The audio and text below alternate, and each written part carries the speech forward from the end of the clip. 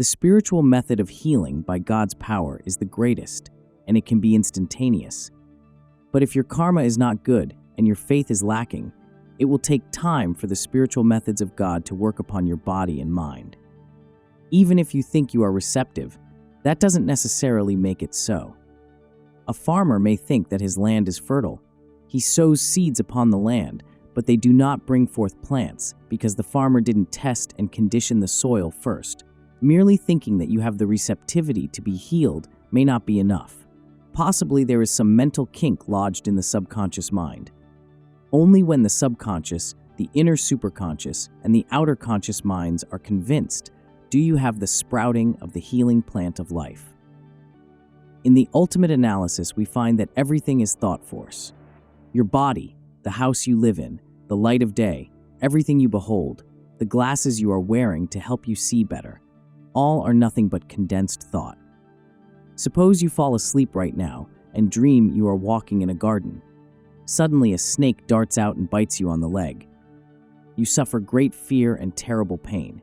You are taken to a doctor who gives you an antidote, and gradually you feel all right. There is no more pain. Now, what happened in that dreamland? You enjoyed the beautiful garden. You experienced fear and pain. You appreciated the sense of well-being after being treated by medicine.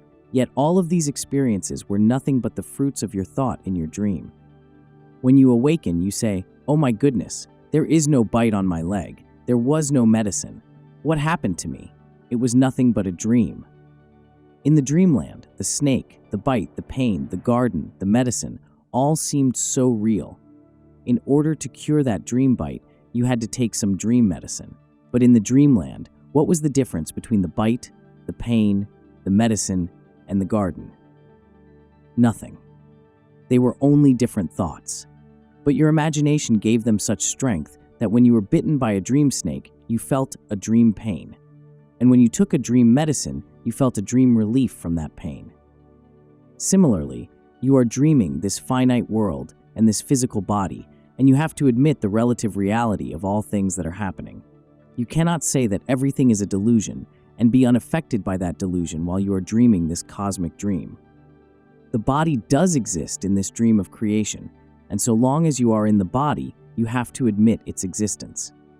You cannot say that matter is not real. It is real, in the relative sense.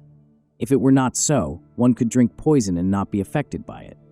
But for the ordinary man who takes poison, the result is death. It is folly for him to believe that matter has no reality. He is in delusion to say so. A man on the East Coast told me of a woman who boasted to him about her superior conviction of the unreality of matter. "This fire is a delusion," she said. "It can't hurt me." He said nothing. But one day, he saw his opportunity. When she wasn't looking, he warmed the poker in the fireplace and touched it to her back. She cried out, "Ow! Why did you do that?" He answered calmly, "Well, fire is a delusion. Your body is a delusion. The pain is a delusion. So how could I hurt you with a hot poker?" She was very angry. But he proved his point that so long as you are in the delusion, you cannot say that matter is not real. When you have a pain in the body, it is very hard to realize that the body is a delusion. So we must not be fanatics. We must proceed moderately, nay, and gradually develop our willpower and the power of the mind until we come to that state where we actually perceive that everything in this world is the dream thought of God. Mind works if you know how to control it. The mind is a very strange thing. When it is right, though all the world think otherwise. And when it is wrong, not all the power of world opinion behind it will make it right. If you want to see how the mind works, you must bring it under your control. Without a controlled mind, you can't realize anything of what I am telling you. This requires gradual development. Mind power is not a simple matter. It works very subtly. To understand its subtlety is to know its power. Mind works in everything. If you know the secret of the workings of the mind, you will find this to be true. Once a student in my classes in Minneapolis asked for help. She had been in a car accident. Her hand was all crippled, with a growth on it, and the thumb was sticking straight out. She couldn't bend it. The doctors had not been able to help her. Right before the whole audience, I took her hand and pulled the thumb. It became free. She could move it. her hand was healed. The following day, in gratitude, she gave a large donation to this work to help carry it on. So you see, mind power does work, but there must also be faith, as she had faith. It is not God's desire that the mental scientist and the physical scientist should fight. Both are dealing with laws of God. The body is nothing but mind in action. There is no difference between the body and the mind except in their manifestations. The body is a grosser manifestation, and the mind is a finer manifestation. In its elemental form, H2O is invisible. Condensed, these gases become water, a liquid. When water is frozen, it becomes ice, a solid. However, the invisible H2O, the water, and the solid ice are essentially not different. And as H2O can appear as water and ice, so mind can appear as life and body, electrical or fluid life, and the solid physical body. Mind is the invisible man or soul. Life or prana is liquid mind, and the body is gross or solid mind. A simple philosophy, but a realization very hard to attain. With the power of your mind, you can work changes in the life in the body as well as in the body itself. Who but your mind is giving strength to the body? By healthful stimulation of the body, you can make the mind feel better. By stimulation of the life, you can make the mind and body feel better. They are all correlated. The physical affects the mental, and the mental affects the physical because they are interrelated.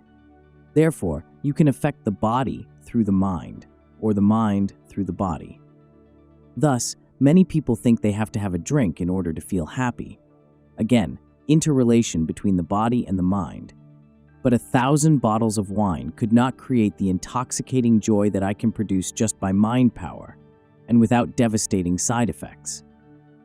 Mind can enable you to do anything you want, but you must experiment first in little things until you fully develop that power. If you don't constantly work at developing mind power, don't try suddenly to depend wholly on it. Never discredit the effects of the mind on the body, but remember that you have to gradually train the mind until you know that its power works. People who take medicines all the time become dependent on medicine and doctors, and those who are fanatical and refuse medical help when they need it often do great injury to themselves. You will not be forgiven for your ignorance of God's laws. You will have to suffer the consequences. You must use common sense. To know and use little remedies, such as putting iodine on a finger when it is cut, is all right. What is the sense of risking infection by saying that mind will heal it? When you break your finger, does your mind straighten it out? Common sense tells you to have it set properly so that it will grow straight again. In either case, it is the mind that ultimately heals. Common sense remedies merely cooperate with and support the laws that promote the healing process when mind power is not yet perfectly developed. Mind is very tricky. It can produce negative as well as positive results. I remember one time when my sister had a sore throat. I never saw such a terrible infection. She couldn't eat. She couldn't swallow anything. She cried to me, "Please do anything you want to help me." I said, "It is your mind that is creating this sore throat." I brought some food and told her to eat. She was unaware of my hand on her throat as I sent the power of my thought there. But the first thing she knew, she was eating and didn't feel any pain. She was so happy that her throat was healed. After I left, she got up and looked at her throat in a mirror. When she saw the ulcers still there, the pain returned and she let out a shriek. When I came again to the house and saw her suffering, I asked, "What did you do?" "I looked at my throat," she answered. I said, "I saw your throat perfect in the light of God, and that is why you were well. But you saw the disease, and that is why you are feeling pain." Then I told her, "Drink this water." Because her mind was receptive, she was able to swallow the water and was quite all right once more. She didn't look at her throat again. So you see, mind has a great deal to do with it. In nervous diseases, which are nurtured by wrong thoughts, the mind can promote healing very fast when its power is correctly applied. On another occasion, the wife of a very dear friend in Long Beach came to see me. Her throat was paralyzed, the result of an accident, and she was seeking my help. "I can't eat anything," she told me. "I have to be fed through a tube." I asked, "Can you drink milk?" "No," she replied. "As soon as I try to drink liquids, there is a spasm in my throat, and I cannot swallow." "But that is all in your mind," I said. You cannot leave here today until you have drunk a glass of milk." She smiled. I asked for some milk to be brought. "Now drink it," I said firmly. Because of the limiting thoughts in her mind, put there by the doctors and her past experiences, she was convinced that she couldn't drink. But my thought was stronger. After all, the nerves and cells are all controlled by the mind. But hers was so poisoned with doubt that she firmly believed she couldn't swallow. So the first gulps of milk were expelled from her mouth. She was sure that I was wrong. Then I said, "I mean it. You cannot leave this room until you have finished that glass of milk." "It is impossible," she argued, but I used my stronger thoughts to counteract her negative thoughts. She tried again, and this time she was able to swallow. She was cured. Man is kept hypnotized with delusion. You see, this world is a world of Maya, delusion, and man is kept hypnotized with that delusion. Our mind has convinced us of so many limitations. Someone says, "I must have my coffee." Another says, "I must have my juicy piece of steak," and so on. It is a crazy world. I see it so clearly. But I follow the rules, as much as I want to, and then I say, "Down with rules." It is the mind that rules, and it works. Death was such a reality. Life was such a reality. But they are no more real for me. Never was I born, though in my dreams of earth life I was born many times.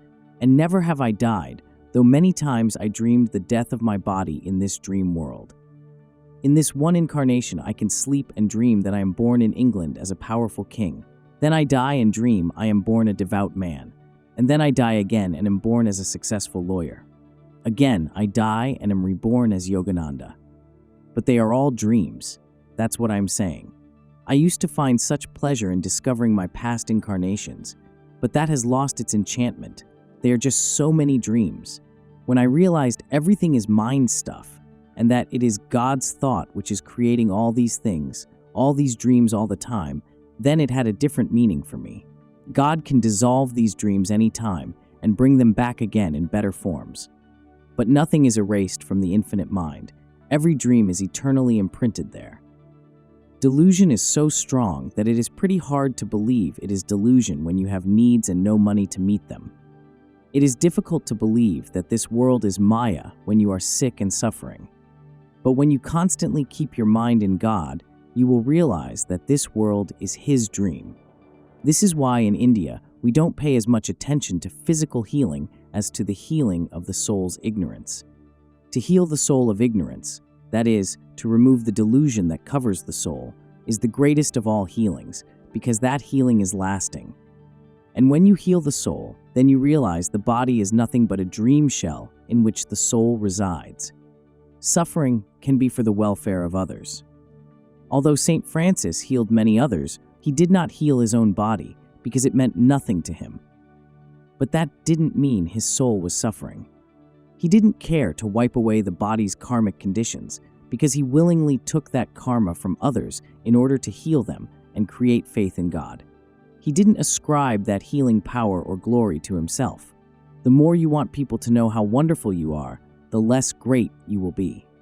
The more you try to demonstrate your powers of the mind and make a ballyhoo about it to show off, the less mind power you will have. Before your own conscience and the Almighty Lord, you must stand immaculate, free of egoity, and then He will give you wonderful power and experiences. No one can escape suffering. Even Jesus suffered. Although He didn't have to endure a disease, He suffered greatly on the cross because He took on His own body the sins or karma of others. The doctor who is dedicated to healing others of diseases does not fear for the welfare of his own body.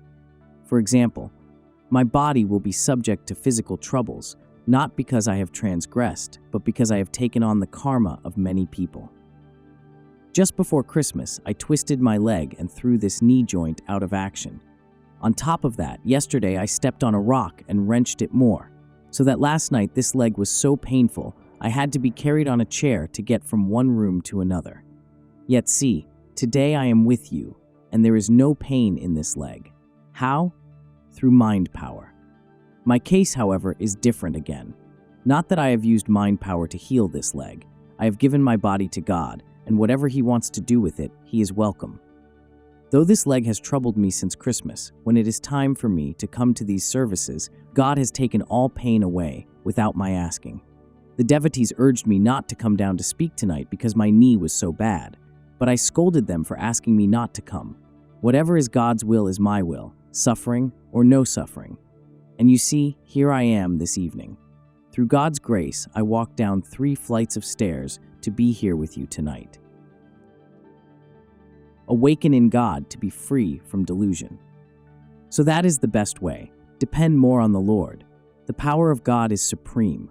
The greatest key to his healing power is to believe in that limitless power and at the same time realize that your body is a dream and pay not too much attention to it. Why be overly solicitous about it? Take reasonable care of the body and then forget it. That is what Christ meant when he said, "Take no heed for the body." And be constantly watchful of the Lord. Keep your mind on him, that he may show you that this world is his dream. Be reasonable and sane, not denying the body, but so living in the thought of the Lord that he will suddenly pull away the strands of delusion, and you will see that this frail body that you are afraid of hurting is a mental concept of his, and you have nothing to fear. This is the state of perfection. This is why Jesus said, "Destroy this temple, the body, and in 3 days I will raise it up." He realized what I have been saying tonight, that everything is mind. With most people, the suggestion of their karma is so strong that they cannot understand this divine principle. But think how many times you have been born on earth with a physical body and have created and conquered bad habits and have experienced joys and suffering, pleasures and disease, old age and death. How long will you continue to go through this self-hypnosis? Get out of it, Krishna taught. Get away from this ocean of suffering, O Arjuna. Be one with the Supreme Lord. Awaken in God. As soon as you wake up in him, there will be no more fear. The body that once used to be so real to me is nothing to me anymore. Sometimes I see my body lying still and lifeless. I am beholding one dream within another dream, the dream of this dead body within the dream of this world. But as soon as I look within and see the spirit, there is no dream at all. These are actual experiences.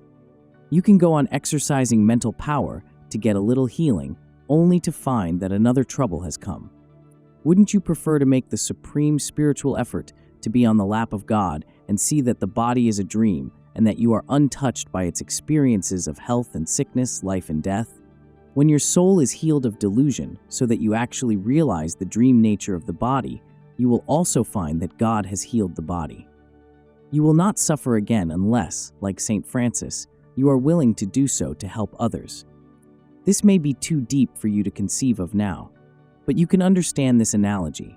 2 people are separately dreaming they are in the hospital. One is cured, and the other remains sick. The first thinks, "Oh, how happy I am! How well I feel!" The other thinks, "I feel so sick, how miserable I am."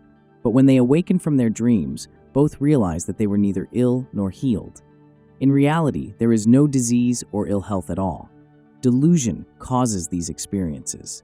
As soon as you realize that everything is the condensed thought of God, the condensed dream of God, then you don't mind this play of his. You have awakened from that dream of duality, that dream of sickness and health. A miraculous healing. I used to do a great deal of healing in my early days, but I found that people wanted only physical healing. When they were cured, I never saw them again. Few people are interested in soul healing, which is everlasting. The joy of material existence comes and goes. The joy of spiritual existence never ends. But I will tell you of one of the unique experiences in my life. While I was in India in 1935, the wife of one of my boyhood friends became very ill. He wanted me to come to his home to see her, but I said, "Please don't ask me. Do what I say, and she will be all right." He continued to insist that I go to see her. At last I said to him, "Please, do as I tell you, and see what happens." He went home and followed my instructions, and her fever went away. But the next day at 3 o'clock in the afternoon it came back, and every day thereafter around the same time her fever returned. One day he came and said, "Master, her fever has not left. Please do something." I replied, "God alone will heal her." He pleaded, "If once you come, she will be well." I relented. But when I went to the home, the fever raged in great violence.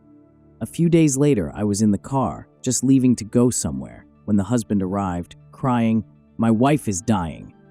I sat quietly in the car and prayed deeply. As soon as I prayed, I knew my prayer would be answered. I drove to his home. About 25 people were present. His wife was lying death-like on the bed. Her husband cried as he told me. I was shaking her, thinking it might bring the breath back into her body. It angered me that he didn't have faith in God. I wish that all of you had been there that day, for you would surely believe in the power of God. I put my hand on her forehead. Then I gently touched her chest. It looked as though there were no life in her body at all. But in a little while, as I held my hand on her chest, her feet began to quiver. Her tongue, which had been hanging out of her mouth, receded, and she opened her eyes.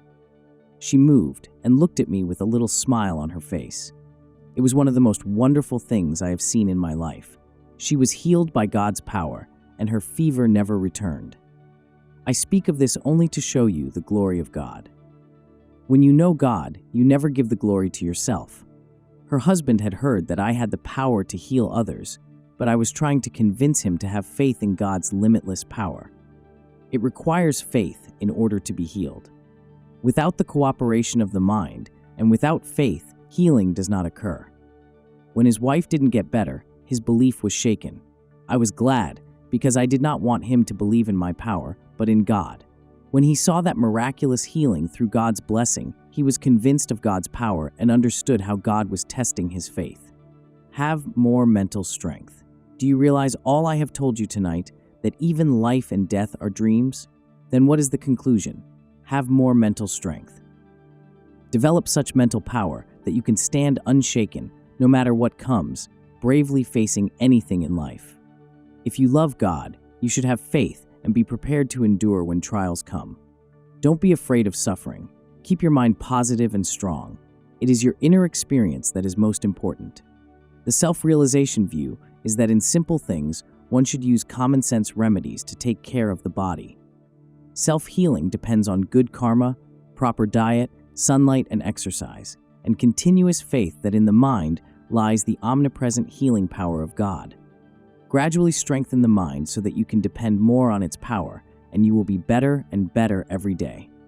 Think only positive thoughts, even in the face of contradictory circumstances.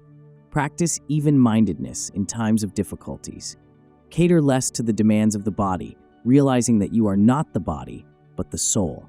Learn to fast for 1 to 3 days at a time. The minute you think you should not eat something, desist. These are the ways to develop mind power. And above all, meditate deeply every day. Make actual contact with God, that you might in truth realize all I have said tonight, that delusion might be forever banished from your soul. If you live with the Lord, you will be healed of the delusions of life and death, health and sickness.